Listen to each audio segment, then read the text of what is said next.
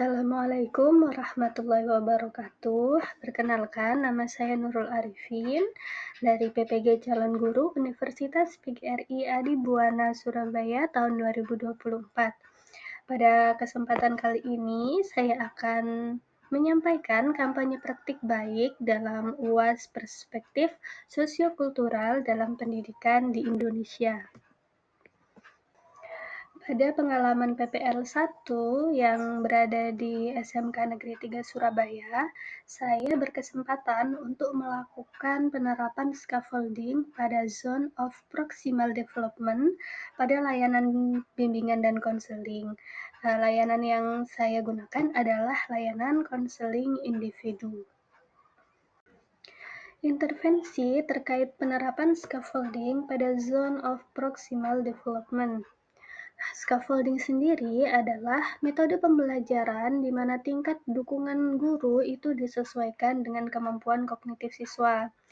Menurut Vygotsky, scaffolding yaitu memberikan bantuan penuh kepada anak dalam tahap-tahap awal pembelajaran, yang kemudian berangsur-angsur dikurangi dan memberikan kesempatan kepada anak untuk mengambil alih tanggung jawab yang semakin besar itu setelah ia dapat melakukannya. Nah, Zone of Proximal Development sendiri adalah serangkaian tugas yang sulit dikuasai oleh anak secara mandiri, tetapi dapat dipelajari dengan bantuan dari orang lain yang lebih mampu, seperti guru atau kerjasama dengan teman sejawat. Selanjutnya adalah intervensi terkait penerapan scaffolding pada Zone of Proximal Development dalam proses bimbingan dan konseling. Yang pertama adalah mengidentifikasi. Nah, konselor sendiri perlu melakukan asesmen untuk mengetahui ZPD siswa. Hal ini bisa dilakukan oleh guru BK dengan melakukan wawancara, observasi, atau tes yang dapat mengidentifikasi kemampuan siswa dan potensi yang bisa dikembangkan dengan layanan bimbingan dan konseling. Selanjutnya yaitu memberi dukungan yang sesuai. Nah, konselor dapat membimbing, mencontohkan, dan memberikan umpan balik yang positif kepada siswa agar siswa dapat memiliki dukungan yang sesuai untuk dirinya. Selanjutnya adalah meningkatkan kemandirian secara bertahap. Nah, pada tahap ini, konselor menerapkan scaffolding agar siswa lebih mandiri. Seiring berjalannya waktu, konselor bisa mengurangi dukungan yang diberikan secara bertahap. Nah, hal ini bertujuan agar siswa dapat lebih mandiri dalam mengatasi masalah atau mencapai solusi secara mandiri. Selanjutnya adalah menggunakan teknik layanan yang sesuai. Nah, konselor di sini dapat menerapkan teknik diskusi bersama, role play, dan penugasan untuk mendukung keterampilan siswa. Selanjutnya adalah menciptakan lingkungan yang mendukung. Nah, dengan konselor menciptakan lingkungan yang aman dan mendukung agar siswa merasa nyaman untuk berbicara dan mengungkapkan masalah mereka. Nah, hal ini itu penting untuk mendorong siswa agar lebih terbuka dalam proses bimbingan dan konseling itu sendiri.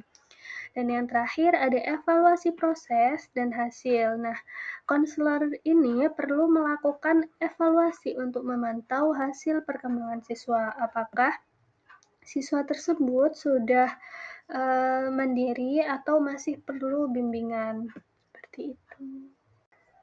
Selanjutnya adalah penerapan layanan konseling individu dengan pendekatan scaffolding pada ZPD dengan topik regulasi emosi. Nah, kali ini adalah pengalaman saya dalam melakukan pendekatan scaffolding pada ZPD dengan layanan konseling individu. Yang pertama yang saya lakukan adalah konselor mengajak siswa berbicara mengenai situasi yang menyebabkan munculnya emosi. Selanjutnya, konselor memandu siswa mengenali ciri-ciri emosi, baik itu emosi marah, senang, sedih, dan lain-lain. Setelah siswa memahami apa itu emosi dan ciri-cirinya, konselor mengajarkan teknik coping kepada siswa jika muncul emosi yang membuat dirinya merasa tidak nyaman, seperti melakukan pernafasan dalam, meditasi, curhat ke teman, berdoa, dan lain-lain. Setelah konseling memahami, konselor mengajak siswa untuk berlatih bersama dalam proses sesi konseling. Di sini kami berlatih untuk teknik coping. Nah, selanjutnya, seiring berjalan waktu, konselor mengurangi dukungan dengan meminta siswa menggunakan teknik coping dengan mandiri ketika menghadapi situasi yang menyebabkan munculnya emosi yang tidak nyaman dalam diri siswa.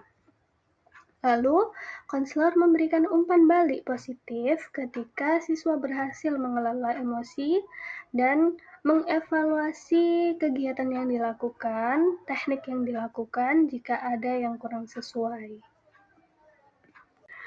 Berikut adalah hasil yang dicapai terkait penerapan scaffolding pada Zone of Proximal Development pada layanan bimbingan dan konseling, yakni konseling individu pada topik regulasi emosi. Yang pertama adalah peningkatan kemandirian siswa, yang kedua perkembangan kemampuan mengelola emosi, lalu peningkatan keterampilan sosial emosional siswa, meningkatkan rasa kepercayaan diri siswa, menggunakan strategi regulasi emosi yang efektif, lalu peningkatan pengendalian diri atau self-regulation, perubahan pola pikir terhadap emosi, dan perubahan dalam pemahaman diri siswa. Jadi siswa itu lebih bisa untuk meregulasi emosinya sendiri dari yang sebelumnya. Pembelajaran dan replikasi terkait penerapan scaffolding pada Zone of Proximal Development.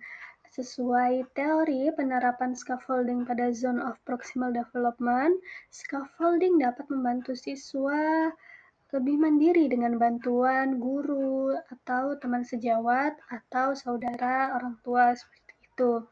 Nah, dalam kasus ini dengan bantuan layanan konseling individu yang diberikan oleh guru BK dengan pendekatan scaffolding pada Zone of Proximal Development, guru dapat membantu siswa secara optimal hingga siswa dapat mandiri sesuai dengan apa yang ingin dicapainya. Proses tersebut juga mengembangkan keterampilan problem solving dan pemikiran kritis dalam menghadapi tantangan di masa depan. Jadi, pendekatan scaffolding pada Zone of Proximal Development kali ini dirasa sesuai dalam layanan konseling individu. Baik, terima kasih dan mohon maaf apabila dalam penyampaian masih ada kurangnya, dan semoga apa yang saya sampaikan pada penerapan scaffolding pada ZPD ini bermanfaat. Terima kasih.